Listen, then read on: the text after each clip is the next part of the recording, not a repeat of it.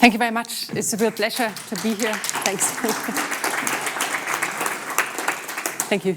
I'm quite heavily cabled up, so I'm trying not to move around too much. Thank you very much for the invitation, Olivier. I was very happy to get the invitation, especially when I also heard that it's a class with students as well. I will be talking about the book for the next 40 minutes or so, and also you can ask me any questions you might have later on. Now, the reason I wrote this book is, well, usually when I write something, an article, or I haven't written that many books, mostly articles, is when I get annoyed about something other people have written or said about Russia, or some specific discourse or idea becoming very ingrained about Russia, where I then feel that maybe something more needs to be said about that. And the reason I then wrote this book, which actually talks a lot about history and political context and so on, rather than bringing data that is particularly new, was that I was quite annoyed with reactions to what people said about Russia's military revival or Russia's military transformation after the Crimea conflict. These are the kind of reactions, I don't know if you can read that from the back, that led me to think about the need for maybe a book that would put everything into context. First of all, this sort of idea that what happens was quite sudden. Here, Peter Rutland wrote that Russia's military revival is a paradigm shift, a seismic change in Russia's role in the world.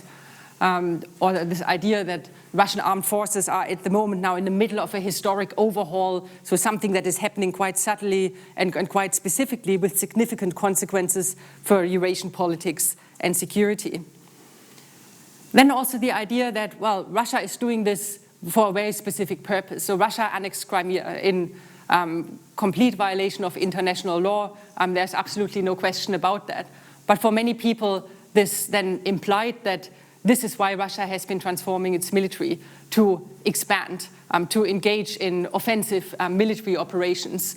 As Gustav Gressel, he writes for the European Consortium for Political Research, wrote, Russia is clearly preparing itself for offensive military operations. Or Anders Fogh Rasmussen, the former General Secretary of NATO, we should have no illusions about Moscow's intentions.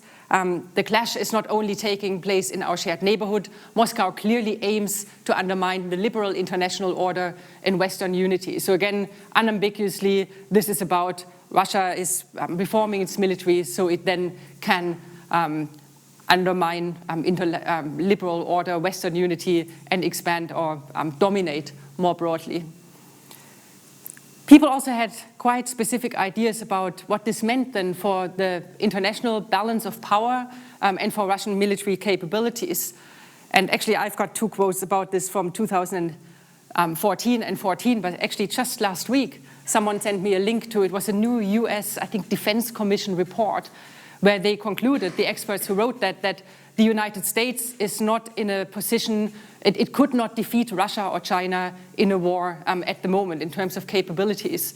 A little bit like Stephen Plank wrote in 2015, if Russian procurement plans worked out by 2025, this force would have parity with the US and NATO in conventional and nuclear dimensions of high-tech warfare. The other two last quotes there then are about not only about conventional military capabilities, but about strategy and this hybrid warfare capabilities in particular, which is something that people have been talking an awful lot about. So this idea that even if Russia has maybe less military equipment, is in terms of technology not quite high-tech as the United States and NATO, it is innovation in military thinking and hybrid warfare where Russia can counter or can be a threat to the West. The House of Commons Defense Committee report in 2014 said, well, it's Russia's new and less conventional military techniques, so-called hybrid warfare, that represent the most immediate threat to its NATO neighbors and other NATO member states. So why was I annoyed about these things? So these kind of quotes, and there are lots of them, this is just a small selection, are based on three underlying assumptions, more or less. First of all, about the timing of Russia's military revival. Russia's military revival and desire for a powerful military signals a paradigm shift in the Kremlin's outlook and policies. This is not what I think. This is what I was annoyed about, just to point that out again. Secondly, then the purpose. So again, that Russia is pursuing a stronger military necessarily because it wants to pursue expansionist and an aggressive foreign policy. Again, I'm absolutely not saying that Russia is not pursuing a more aggressive and more dominant, or whatever you want to call it, foreign policy. But we need to think beyond that when we want to understand the purpose behind Russia's military revival. And then about the scope. Russian military capabilities now rival those of the West and of NATO. And as I argue in the book, and I'll talk about that in a little bit more detail, it is not that easy. And in particular, of course, the problem is that up until 2014, there was very much the perception in the West, this is why nobody studied the Russian military, that the Russian military is on the edge of decay, that it is about to collapse, that they have completely missed the boat in terms of military transformation and adjusting their military to the requirements of the 21st century. And then after Crimea, pretty much overnight, these perceptions changed. And of course, it's obvious that it can't be like that, right? A country does not transform its military from being completely outdated, completely on the brink of collapse, to something that rivals the United States and NATO overnight. So again, the context is important. So what I argue more or less in the book, this is not the structure of the book. It is structured according to themes. But overall, I would say these are the three main arguments, or the three main issues I look at. The argument then being that these assumptions do not take into account the historical international context of Russia's military revival. And this is then why I decided to write this book, because I've already researched this for quite a lot longer, and I knew actually that there were a lot of developments that are important, historical developments that we need to take into account to understand what is happening now in Russia. So the context for understanding Russia's military revival, I can't talk about all of it in detail. The argument more or less being about the timing, well, it's not a paradigm shift. It is not a clear break from the past. And of course, what has been happening since 2014 or since 2008, when Russia announced and started a very extensive project or program of military transformation, is the result of many historical, political, economic factors. I'll talk about them in a little bit more detail. When it comes to the purpose, well, we cannot just assume that Russia is reforming its military for expansionist or unilaterally aggressive policies. And again, this reflects quite a one-sided understanding why Russia or any other country really would want to maintain a powerful military. And then the scope, this is what I'm mostly focusing about in my talk today. A state's military power is never absolute, but is always relative to that of others. So yes, the Russian military is an awful lot better now than it was during the 1990s, but that does not mean that it can now rival the United States or NATO. So yes, it is a lot better, both in terms of material, technology, and also in terms of strategic thinking. But it is far from clear whether Russia is now rivaling the West, or whether, as some people seem to imply, so Russia is undefeatable now with its hybrid warfare and so on, and the United States, for example, could not win, God forbid, a war against Russia. I will just skim over the first two arguments relatively briefly, because I'm going to focus on technology. I understand that this is something you discuss today or will discuss today, and also talk a little bit about the hybrid warfare aspect. So it wasn't a sudden turnaround in Russian foreign and defense policy. There is actually an awful lot of continuity when it comes to Russian thinking about military power and why it wants a strong military power. What has been a continuous aspect or a factor really in Russian foreign policy, not only in the post-Cold War era, but also during the Soviet Union and during Russian imperial times as well, is Russia's self-perception as a great power. This is based on Russia's history, culture, but also its territorial size and so on, this understanding that Russia cannot be anything but a great power. this idea that Russia could just be another country, small country, like, well, I don't want to mention any names here, so it just is not something that would be acceptable to many in the Russian elite, but also to the Russian population. And the desire then to be granted this status by the international community.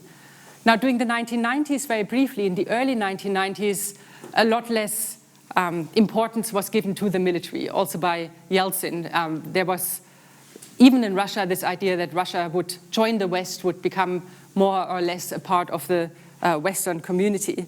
But very quickly, there was a lot of disillusionment. This idea in Russia that Russia was no longer being taken serious, that Russia was being looked down upon by the West, and that NATO just did, for example, what it wanted and enlarged against Russia's own objections and so on. And very much the idea of having a weak military was very important here. This idea that we will, as long as we do not have a strong military power, as long as we are not seen as a strong military power, we will not be given the status of a great power by the international community.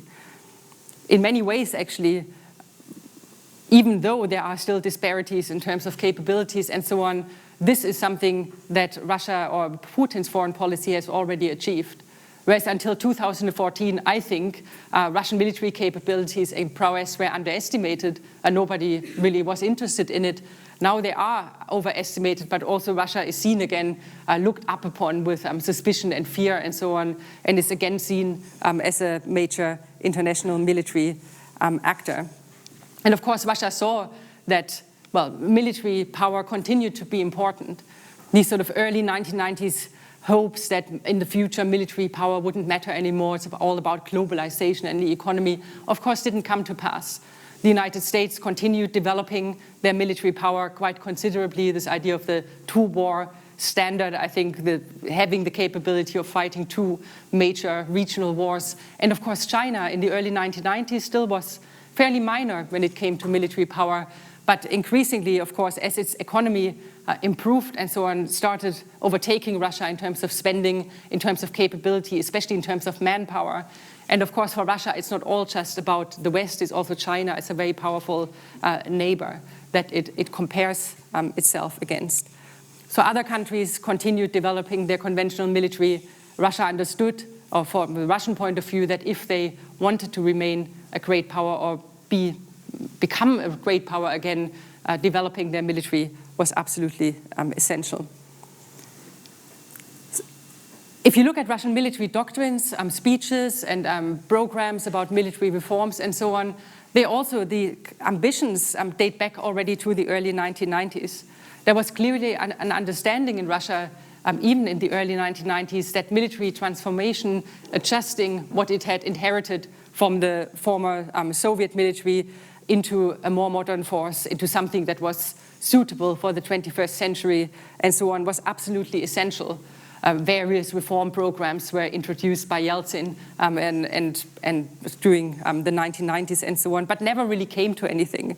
And there were various reasons for it. It was not that Yeltsin was a pacifist and thought, well, as Russia no longer needs a strong military. It was more that, well, the financial possibilities, of course, were lacking. Only from 2000 onwards, the Russian economy picked up.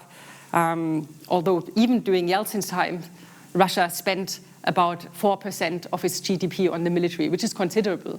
It's only that during the 1990s, the Russian economy was so small or so weak that 4% of the GDP didn't really amount to very much. And there were other issues. Of course, they had more important things to deal with than think about reforming their military in the early 1990s.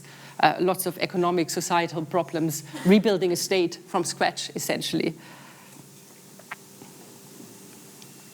So in a way, I would argue that the paradigm shift is not so much in what Russia thinks about the military or what the Russian government thought about military transformation or Russian ambitions for its military, but much rather a paradigm shift in Western views on the Russian military, caused by the fact that it was pretty much ignored up until 2014, and that then everybody paid attention, or it came to the center of attention again, which probably took a lot of the things out of context and exaggerated really a lot of issues of relevance here. In terms of the purpose of the Russian military revival, again, the point there being here that we cannot just assume that Russia has been rebuilding its military to pursue expansionist policies, or to now about Crimea first, and then Poland will be next, and then the Baltic states, and so on, like some people seem to imply. Better, because, as I said already, the understanding that a strong military is required dates back a lot longer than that, and also it is about more than just fighting wars and defeating opponents.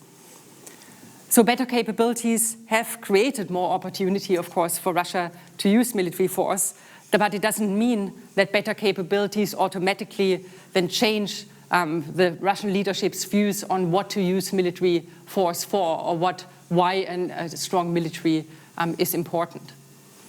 And I assume all of you will have read Robert R's works on the fungibility of military force, this idea that military is a flexible tool of statecraft, right? States maintain a strong military not only to fight wars, but also it has a big symbolic value. It can be used in many different ways, also to cooperate with other countries and so on. And the same is also true for Russia. If we look at Russia's history, the role the Russian military has played in Russia's history, but also if we look at Russian military doctrine and what doctrine says about what Russia's military is good for. First of all, of course, like all countries, and it's particularly so for Russia because of its very difficult strategic position, of course, security is an issue. If you are a country as big as Russia, 11 time zones, a 7,000-kilometer long border with, I think, Kazakhstan, also with China, quite close in terms of proximity to Central Asia, lots of instability, of course, there still in Afghanistan and so on, in the Caucasus, and to Russia's east, there's North Korea, other issues, of course, and to the west, the fears of like an expanding NATO and so on. Of course, the defensive aspect, or the need to maintain a military to defend Russia's borders and so on, has always been important in the past as it is today. And in the early 1990s, when Russia was defeated, the Russian military in the early 1990s in Chechnya, more or less by a bunch of, whatever you want to call them, irregular fighters with maybe a couple of rifles, you can imagine that as the Russian military planner, that would make you sit up and think, well, this is obviously not ideal.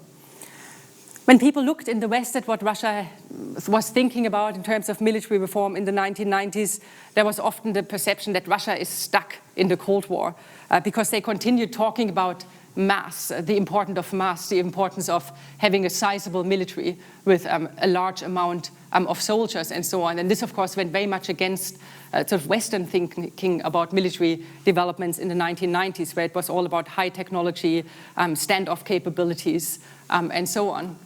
But of course, Russia is not the US, Russia is not Germany or the United Kingdom. Of course, the idiosyncrasies of Russia's own geography are important for people in Russia thinking about how to reform its military. So the fact that it is such a large country with such a wide diversity of potential security threats, of course, influences how Russia thinks about its military. So still there is the ambition there of having an army of 1 million men, something they haven't been able to achieve so far. But still it is seen as important. And also in Russia's case, of course, the lack of allies is significant. Now, if you're a NATO member state, for example, you can, even if you're a relatively small country with a small army, you can count on support, on defense cooperation and so on with quite a large amount of allies. Russia traditionally, and especially now, is fairly strategically isolated. So again, a strong military in its own right is very important. In terms of sovereignty, also, Russia's freedom of international action, a bit to do with what I already said earlier. This perception that, well, with Russia's decaying military in the 1990s, it meant that Russia couldn't really have a say in international affairs to the extent that other countries with stronger militaries had. The 1999 Kosovo War NATO's operation in Kosovo was a particular turning point here, where Russia was very much against this intervention, but couldn't really do anything about it because they were too weak.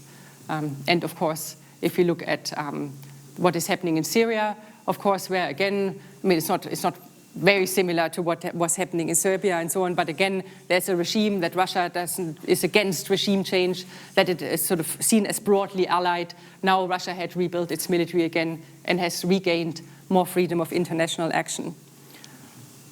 Also, apart from offensive wars, of course, small wars and insurgencies are also important to Russia. It did very poorly in Chechnya, in particular in 1994, and again in 1999.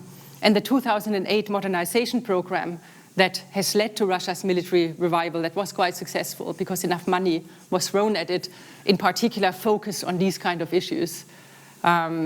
About rapid reaction, the need for more mobility and so on, and wasn't really geared at international sort of capabilities or sort of international global conflict at all. There are also domestic dimensions. I don't have time really to talk much about that, but the Russian military doctrine talks a lot about domestic military dangers, especially one thing they're worried about. You will have come across that to do with scenarios like the colored revolutions, this idea that the West meddles in the domestic affairs of other states. The West uses democracy promotion and so on, humanitarian reasoning and so on to expand its own power. So Russia is not, I don't think, worried about NATO invading, or I think even this idea that I don't think Putin is particularly worried about the West getting of him as rid of a regime, of his regime, but nonetheless, there is a certain fear that their outside influence and so on can be detrimental, of course, to the stability of Russia's own regime. So again, there are specific dimensions of military transformation that also are specifically concerned with domestic considerations. In one chapter in the book, I talk about the what you could call them paramilitary forces. These are whole militaries, really, paramilitary organizations that deal with domestic issues. In particular, in 2016, a new National Guard was created, which, of course, would not be used in an international setting as such.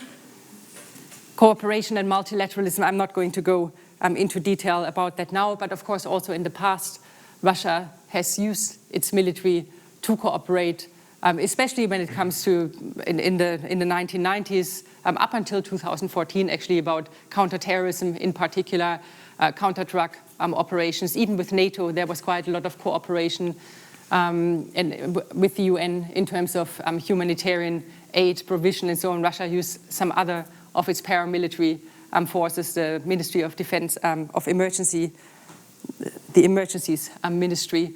But also even in the 1990s, Russia cooperated with other Western countries in UN peacekeeping in Bosnia. It shouldn't be forgotten. But of course, since 2014, this kind of military-to-military cooperation is something that I don't think we will be seeing a lot of in the immediate future, at least. Russia has annexed Crimea, so yes, it has expanded there. But I think we cannot take this, and I'll talk about that later and maybe also in the questions. We cannot just assume that expansionism has become a major driver of Russia's foreign policy as a result. Now moving on to the scope of Russia's military revival. So it's absolutely without a doubt that there have been very impressive improvements in Russian military capabilities since the early 1990s. In many ways, the Russian military is unrecognizable from what it was in the early 1990s. So the 2008 reforms that I mentioned a couple of times, basically, well, I won't go into detail, but they were aimed at making the Russian military much more efficient, getting rid of some of the corruption of some of these sort of cadre units, as they were called, where you just had the top commanding staff, but actually no soldiers to man them. This was a sort of mobilization system that, of course, is very, very inefficient for contemporary conflicts like Chechnya, and so on. But just to basically make the Russian military more usable, more quickly deployable, and so on. So it went into every aspect of this military transformation. It looked at training, it sort of massively cut down the very top-heavy commanding staff or officer corps. It was, of course, about technology. The Russian military, because they were so poorly funded during the 1990s, had received barely any new technology or kit throughout all of the 1990s. But also it was about actually improving the image of the military. This was also a massive problem for the Russian military, that nobody wanted to join the Russian military anymore. The Russian military profession had such a poor image that there were opinion polls at the time where very few Russians, for example, said, yes, I would like one of my relatives to become a soldier or to join the military. And of course, this is very problematic if you need to maintain a military able to even protect your borders and so on, and nobody really wants to join up anymore. So again, they did a lot here in terms of improving the image, improving payments, trying to get rid of corruption, dealing with also brutality, hazing, the so-called Dedovchina in the Russian military that had been a major problem. And most of these areas of reform were successful, without a doubt. However, there are, again, as I already said, these improvements are impressive, particularly if compared to the very low bar from which they started during the 1990s.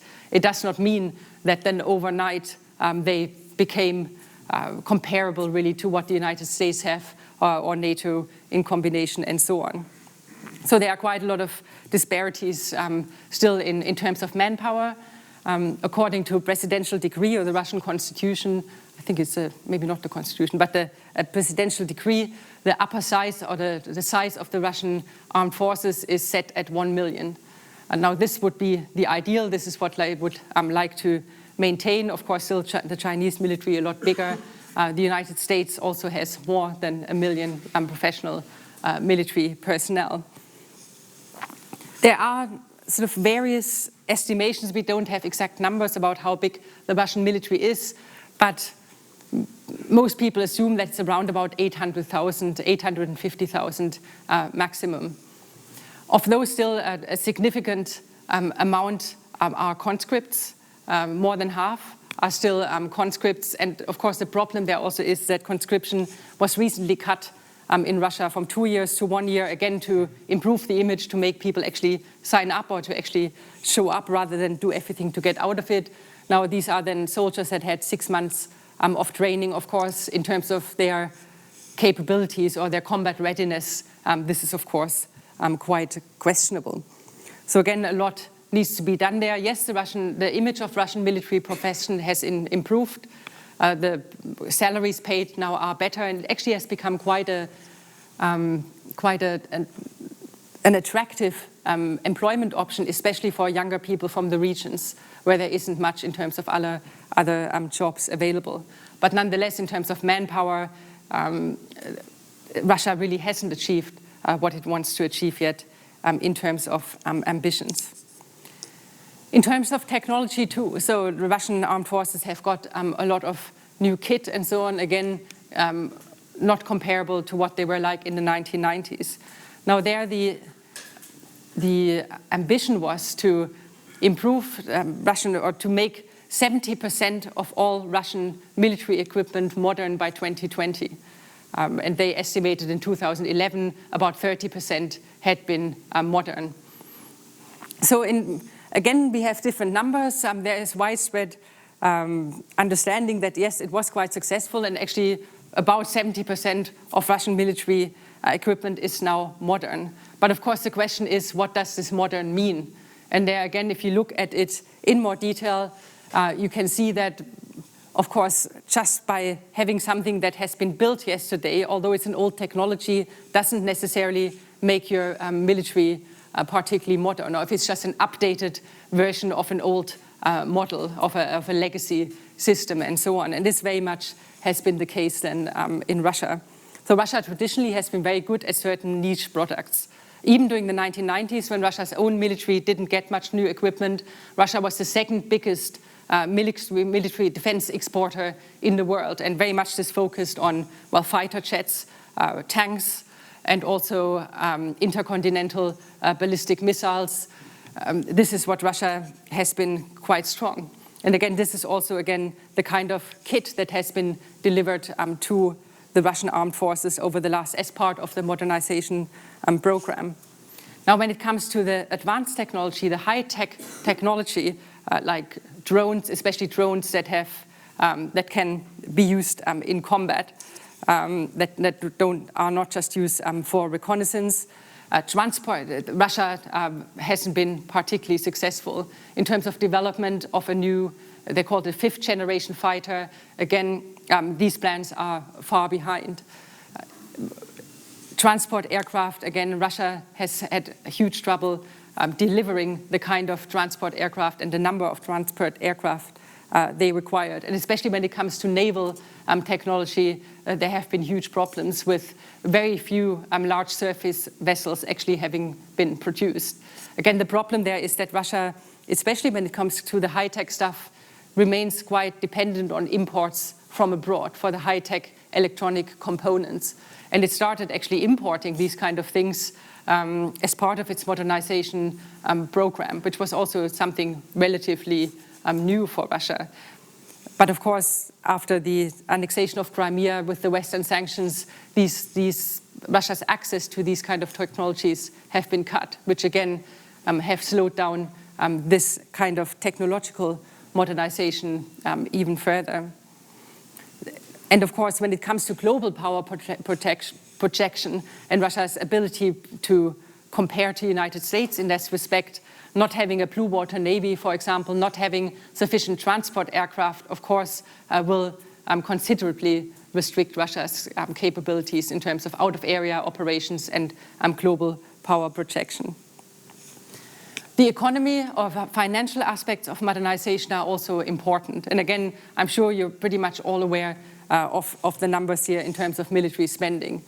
That's why, again, I was so surprised when just last week, again, the US, I don't know exactly the name of but some defense commission came out with these conclusions that the United States could not win a war against Russia, for example.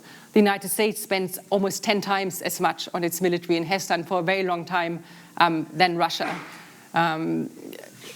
So the question there would come up, well, and their argument was that we need to spend even more to make sure that we can win a war against Russia.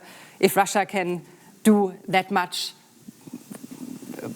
with only about a tenth of the money, you've got to ask whether maybe it's not the money that's the problem, or it's more in terms of efficiency. But I just don't buy into this kind of argument at all. China spends a lot, about 3 times as much as Russia on its armed forces. Russia's defense spending is roughly on a par with Saudi Arabia. In fact, Russia's yearly defense spending in real terms, US dollars, is less than what Saudi Arabia spends on its military. I think this is important. Yes, people make the argument that, yeah, but you get more for your money in Russia and so on. They pay fewer salaries, and this is all true. But nonetheless, I think the scale of this disparity in spending has to be borne in mind when these kind of arguments are being made. In terms of spending on GDP, it has been actually fairly constant in Russia over the last 20 years or so. As I mentioned already, Yeltsin spent about 4% on average of the GDP on the Russian military, and Putin also spent around between 3 and 4%, actually a bit less until fairly recently, on the military as percentage of GDP than Yeltsin. So this idea of a huge militarization, of going back to this sort of Soviet times where the military was prioritized over everything else, just wasn't really the case. When this modernization program was announced in 2008, this was after 8 years roughly of the Russian economy becoming much stronger, and where the assumption was at the time that this modernization program, and actually very ambitious modernization and procurement program, could be pushed through by keeping military spending at around between 3 and 4% of the GDP. Now then, of course, in 2008, we had the global economic crisis, and the Russian economy was also very much affected by that.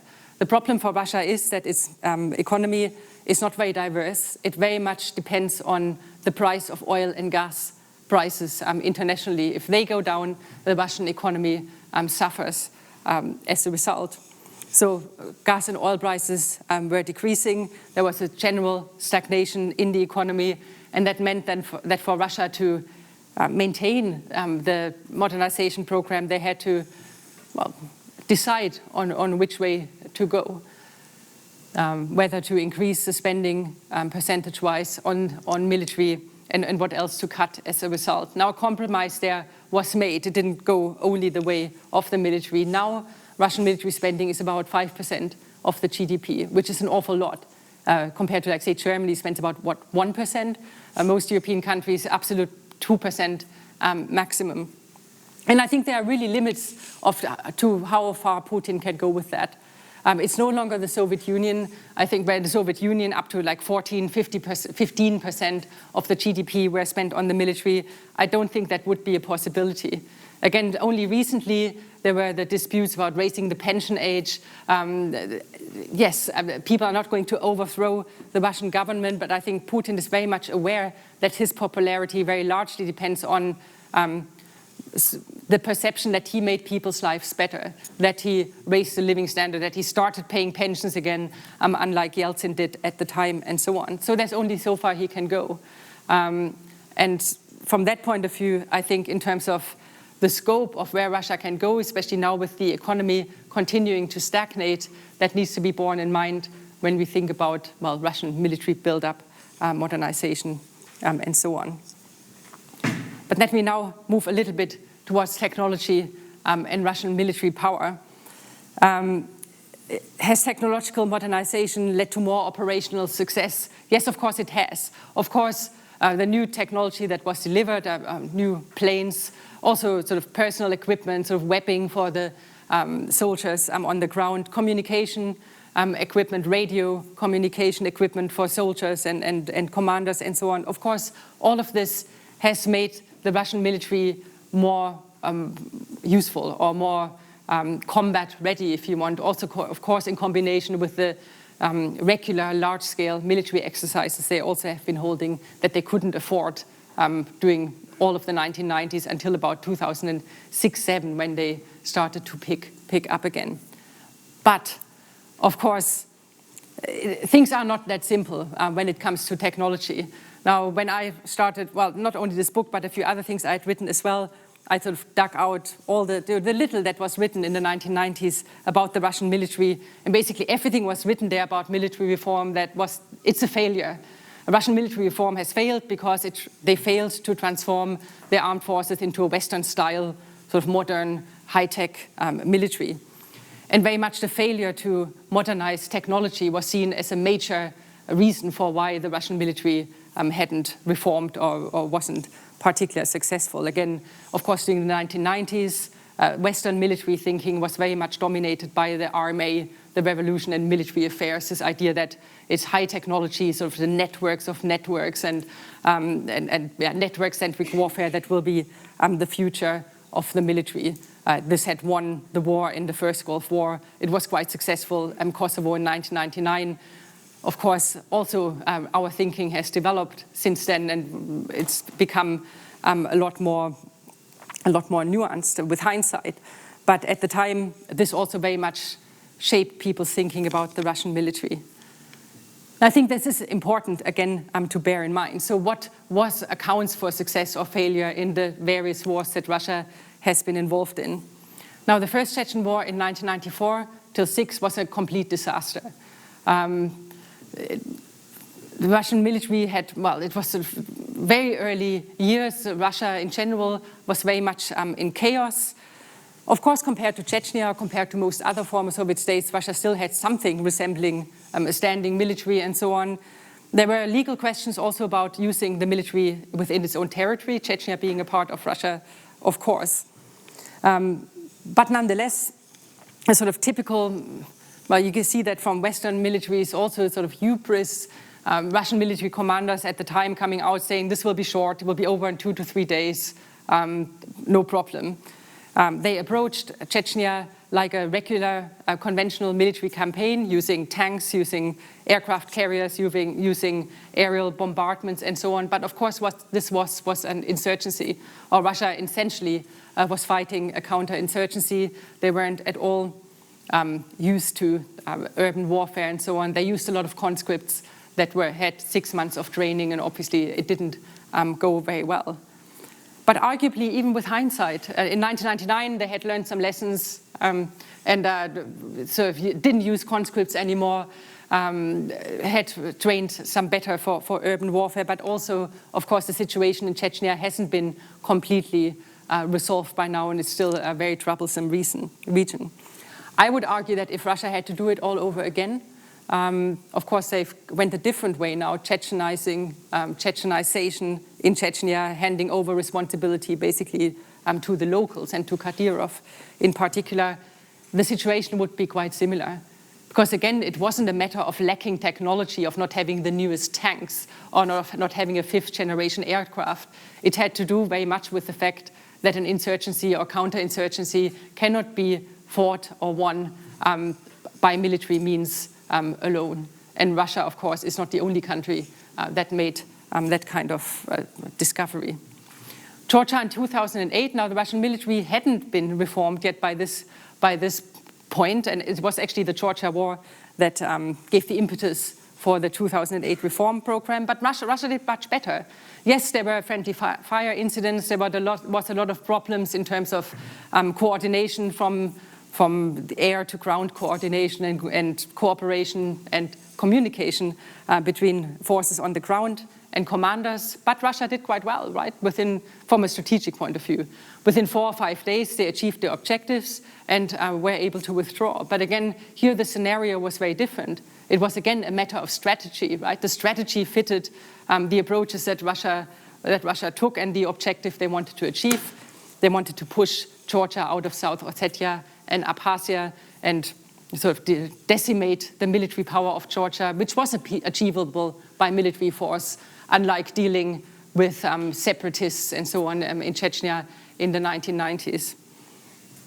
Crimea and Ukraine 2014, actually, if you look at it, this was Ukraine, Eastern Ukraine, different story, but the annexation of Crimea wasn't really very much of a military operation at all. It was a special forces operation. Again, it is not the fact that they didn't need particularly new technologies and so on. Some new technologies were shown and so on, but it wasn't crucial in terms of achieving what they wanted to achieve. What they had managed, of course, by the time of Crimea was to adjust the sort of tactics to think about what do we need to do to achieve the actual objective that we want to achieve without just going in with tanks, with aerial bombardments and fighting it basically as a conventional war, which would have been an option as well, but wasn't necessary. So yes, much better at choosing the right strategy. Syria in 2015, now this is an interesting one. Yes, here technology was absolutely essential.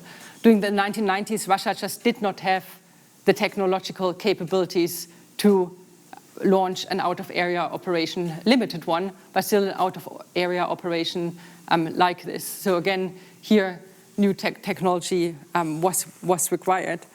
But again, whether to be successful or not, of course, technology is not a panacea, and of course it won't be for Russia either.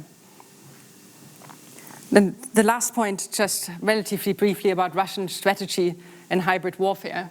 Again, this I think is one of the most problematic issues, or one of the most problematic developments over the last couple of years. Some countries have taken, actually everybody who knows about the Russian military and is writing about it and knows a lot more about it than me and has been written about it for longer, Keir Giles, Roger McDermott, Mark Galliotti, you name them. Everybody has been saying that the term hybrid warfare, to think about what Russia is doing or Russian foreign policy is not useful. It doesn't matter. Unfortunately, it has become very ingrained, especially in European foreign policy thinking. I know in the US they've actually dropped the term, and it is not used in official doctrinal documents. Now, what people describe as hybrid warfare needs to be understood within the context of developments in Russian thinking of war and the utility of force since the early post-Soviet years and beyond. Again, it is not something that is new, so often presented as Russia's new war-winning formula of hybrid warfare. So we need to look at it in the context of developments in Russian military thinking. So yes, there was nothing about small wars and insurgencies throughout much of the 1990s and 2000s. And the Russian military leadership, Nikolai Makarov, the former chief of general staff, of course, it didn't escape them either. This was what he said around the time of the 2008 reforms. While our military theory is outdated since the 1980s, the West has transformed its military capacities to fight wars of the future, but we have not done the same.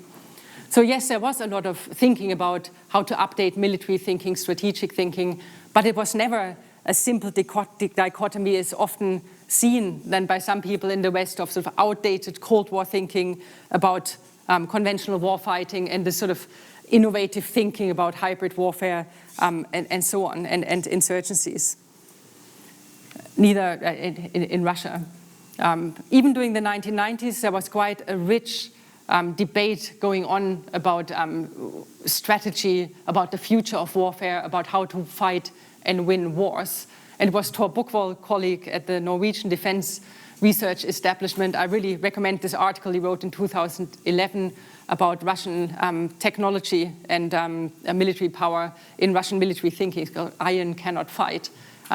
He very usefully divides it into 3 schools of thought. Traditionalists that think about mass and think, but it's a big military that is the most important thing because what we will be fighting in the future are great power wars.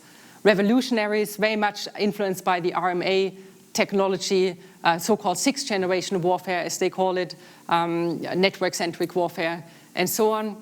And they were actually quite, to some extent, quite influential on the 2008 reforms.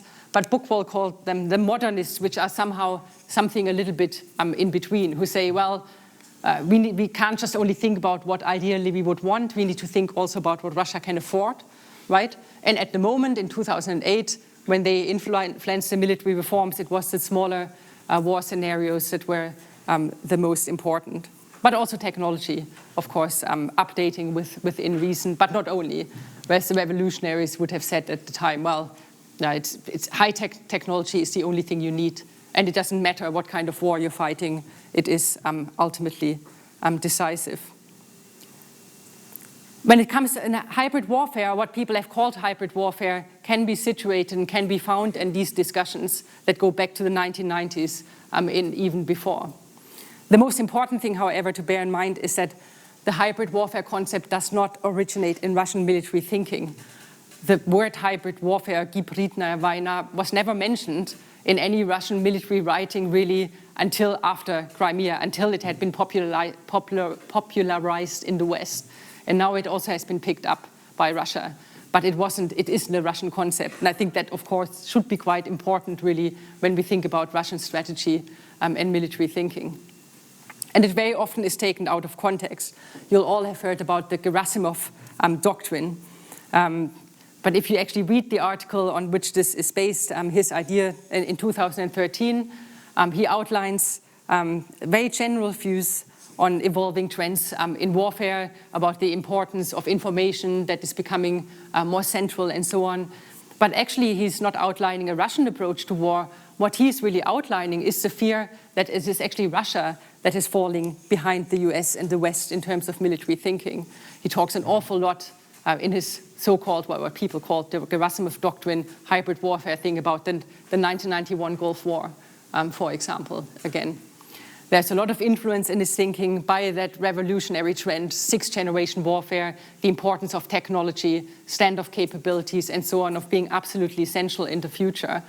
So not some people now, when they talk about hybrid warfare, politicians just think it's about social media and media trolls and so on. It has absolutely nothing to do with what Gerasimov was talking about. So yes, absolutely, things are moving.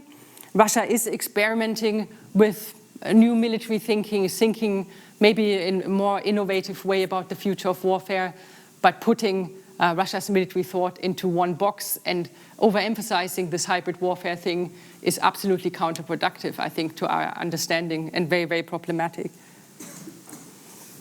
Because again, if you look at Crimea, it is about Crimea that evoked this whole idea about hybrid warfare and so on, because Russia did very well there in terms of achieving its objectives very quickly without spilling too much blood, without too many shots being fired.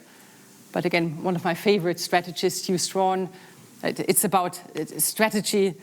For a good strategy, you need to apply ends to means. And of course, you need to adjust this to every particular case.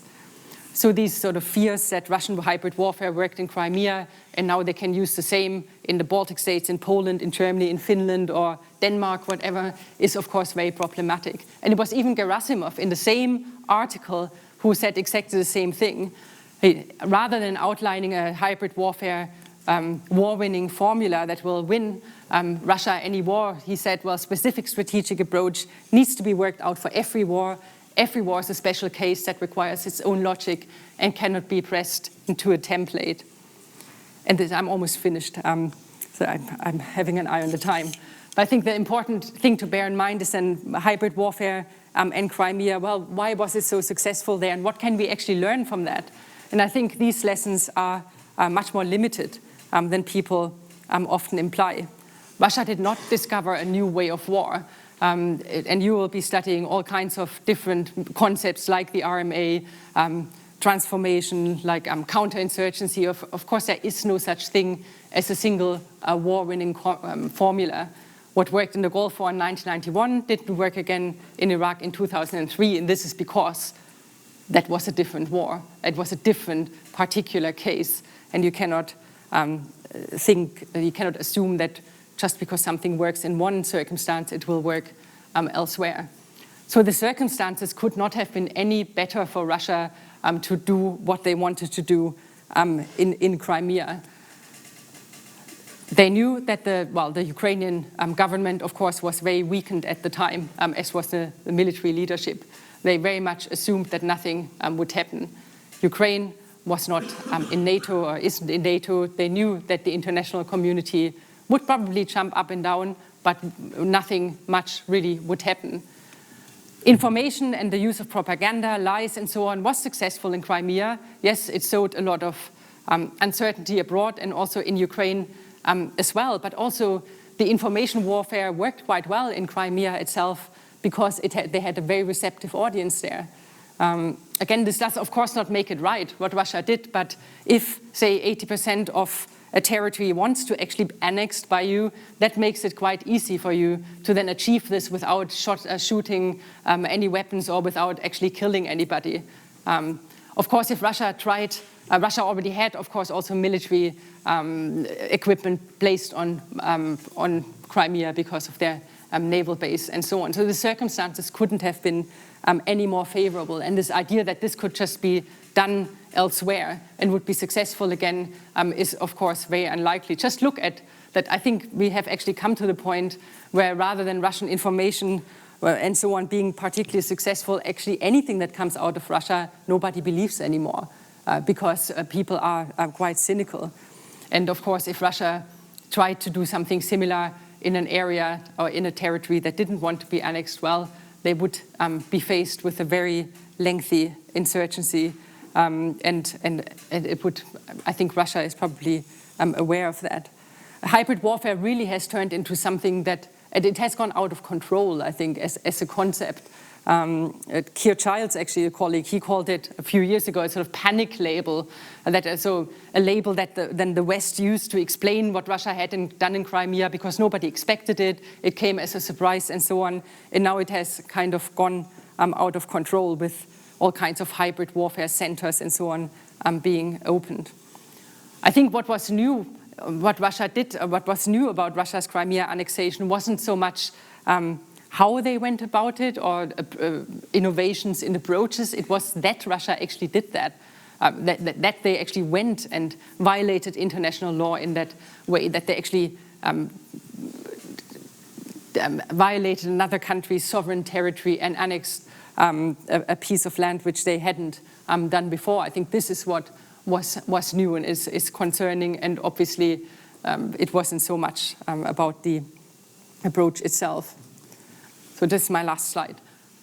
I think, yeah, it's a shorthand label. It's not a strategic concept. And I think, hopefully, at some point, this will go through to people that if everything can be described as hybrid warfare, and almost everything is about hybrid warfare nowadays, when people talk even about football hooligans, about Russia hybridizing refugees and all kinds of things, it just loses all its value and can't actually explain anything anymore. And it's a very lazy thing just to use it as a shorthand label to explain Russian foreign policy in general, which we, of course, as war studies people and interested in strategy should stand up against. So just very briefly, the conclusions. So it is a difficult challenge. I don't want to dismiss, of course, the concerns over Russia. I think even if Russia doesn't intend to just start a third world war, of course, in terms of how Russia has been acting and then the counter-reaction, there is a danger of intended or unintended escalation in some way. And I think this is absolutely a thing we have to think about. But I think a more nuanced and contextualized understanding of what is driving Russia, what are the drivers between Russian foreign policy and defense decision-making are absolutely essential. Because if you pick a certain policy, you want to make sure that this doesn't make the situation actually even worse.